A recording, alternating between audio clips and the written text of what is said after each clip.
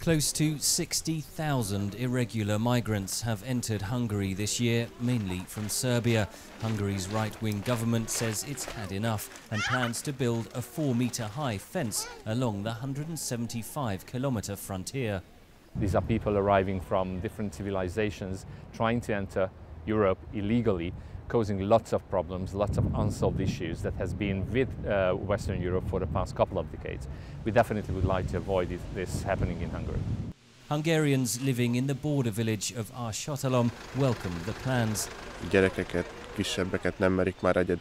People are scared to let their children out alone. Everyone is afraid of them, despite the fact that there have not been any problems with them. Serbia's Prime Minister reacted with anger to Hungary's announcement. We will not build walls, I can guarantee that. Serbia will not close itself. We don't want to live in an Auschwitz. For a state once under Soviet rule like Hungary, the building of a border fence is particularly sensitive. Julia Ivan is a lawyer for the non-governmental organisation HELSINKI Committee Hungary, which campaigns for migrant rights. 26 years after the Iron Curtain fell and the Berlin Wall fell, it is very sad to see that in Hungary a new Iron Curtain, a new barbed wire fence is being built. Shea of Amnesty International says Europe should support the refugees. I would characterize it as countries trying to avoid taking any responsibility. You know, refugees don't want to be refugees, they want to stay home.